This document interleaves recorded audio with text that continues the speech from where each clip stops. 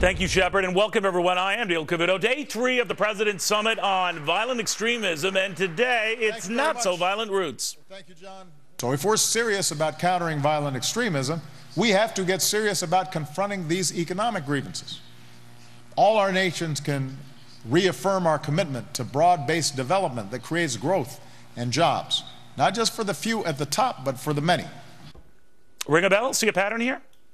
Work at the root causes of this. What makes these 17-year-old kids pick up an AK-47 instead of try to start a business? Maybe we can try to chip away at this. Chip away at this? Chip away at what? Beheadings? Burning people alive? You know, in Greece, the unemployment rate is 26%. In Spain, it's 24%. In Italy, 13%. They're ticked off, but they're not chopping people's heads off. To General Jack Kane, ready to sound off. General, what do you make of that argument that if for a job they wouldn't be doing this? Well, it's really a sophomoric argument, and it really indicates a failure to understand what this movement is and who the people are in it and what is truly motivating them. They're not joining this movement because they don't have anything better to do.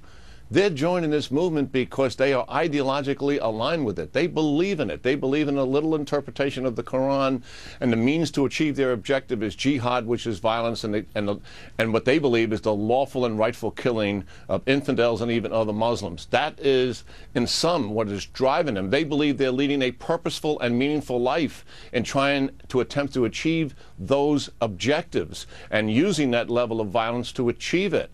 This isn't because they're out of work. This is because they are committed and dedicated to a theology and an ideology that's trying to achieve significant geopolitical objectives. Yeah, to your point, I don't think it's a matter of being out of a job, maybe out of their minds. But the one thing that comes to mind is the 9/11 hijackers, and remembering of the 19, more than half came from millionaire families, most of them back in Saudi Arabia. And I'm thinking to myself that then money wasn't a driving issue for them. Now I'm trying to understand if we've pivoted here, that is on the administration's part, away from you know, how to get ISIS and what to call these guys, but to understand why people join these guys and just completely change people's attention. No, what has to be done, it is more than killing them, but killing them is the place to start. That's what stops the brutality. But we don't want to have to fight every one of these movements. So we do need a comprehensive strategy to deal with the larger issue of radical Islam, and we do need a global alliance to help do that. And in doing that, we must undermine that ideology. What the president fails to recognize, he says we're not at war with Islam, but the truth of the matter is there is a war going on inside Islam. That is the reality. It's the radical Islamists, who are a very small minority but powerful, and the modernists and traditionalists. That is the war. We're drawn into it because of our own national interest and the security of the American people. And we need those modernists and traditionalists and their leaders and their clerical leaders to undermine this radical ideology.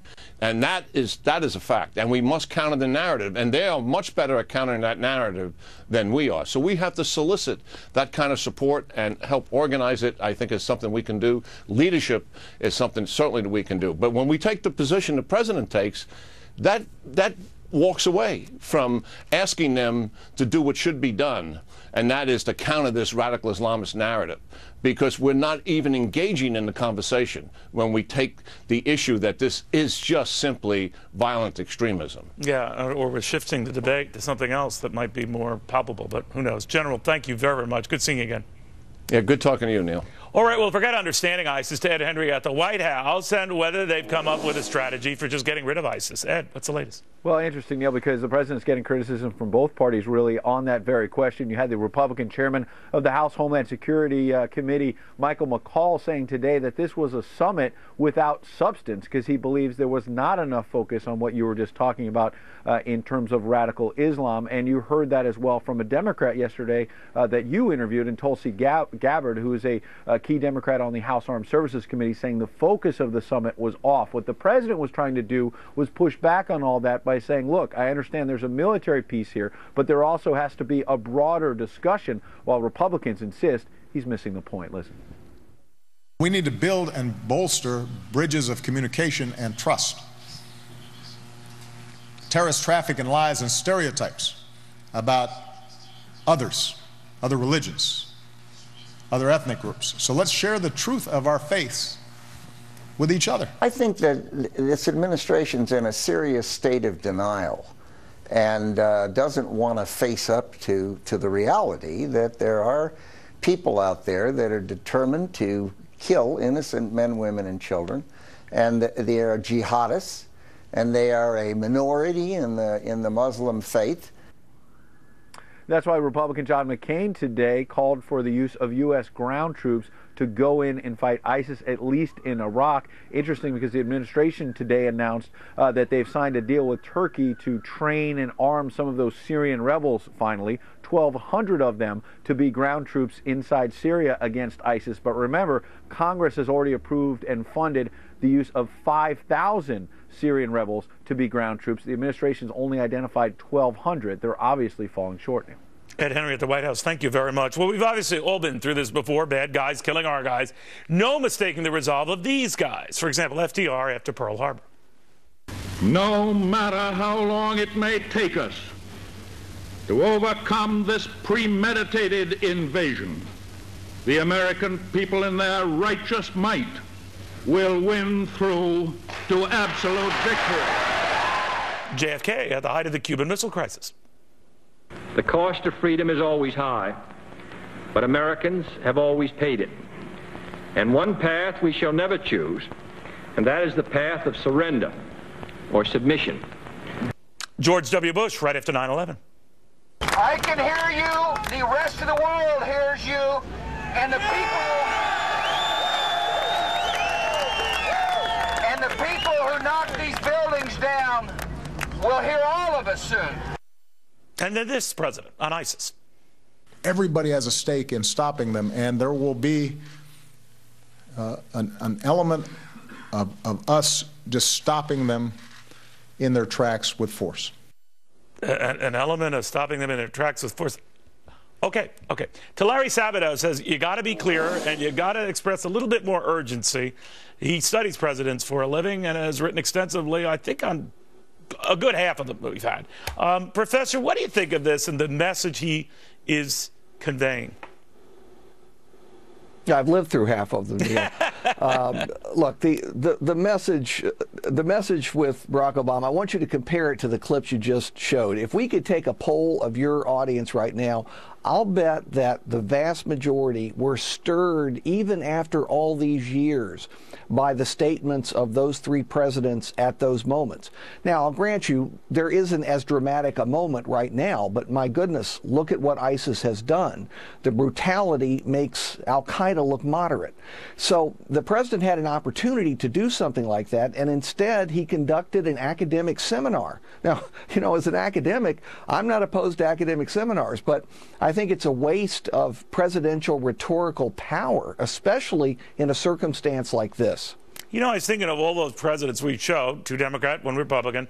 They did have a sense of the dramatic and a flair for taking advantage of that moment. And I mean that in a very respectful way. But this president always prides himself on being no drama Obama, not going to get too agitated or excited over anything of the moment, except when it comes to Fox News. But I'm wondering what you risk by being almost stoic in the response of everything ISIS is doing. Surely most people agree dramatic action is needed. I guess we disagree on whether the United States has to provide it or the Arab countries should provide it or some international organization. But regardless of that, almost everybody agrees dramatic action is needed. The president almost dulled the senses. Now, he was trying to educate people about this conflict and the difference between ISIS and the general Muslim community and all the rest of it. That's fine. But at a moment like this, when you could be speaking for history the way FDR was and JFK was and George W. Bush was, the president was speaking to a small audience, a small group essentially of constituents in a room. And it just doesn't do the trick. It doesn't prepare the country. It doesn't energize the country. It may enlighten them a little bit, but this is a time when we probably need energy. You know, I also think, too, it deflected the attention on the whole Islamic extremist thing to sort of reposition the debate to understand thy enemy or those who join thy enemy. And it would be very akin to if FDR, the day after Pearl Harbor, said we have to understand why it is the Japanese felt compelled to invade Pearl Harbor, or JFK saying why it is the Soviets at the time would feel compelled to do this only 90 miles off our shore, or FDR to get inside the heads, you know, of the Nazis. Sometimes the time for self-examination is over, right? Well, certainly in a case like this, you know, the president talked about the need for education and to combat poverty among the young in the Middle East. I'm sure all that's necessary, but you know, I don't think you're going to educate ISIS into stopping beheadings. That's my guess.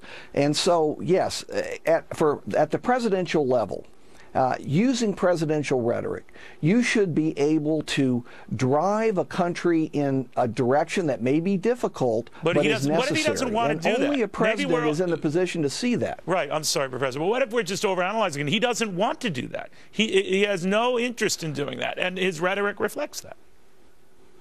Well, sometimes that's when other branches of government have to swing into action, meaning Congress, of course, and public opinion.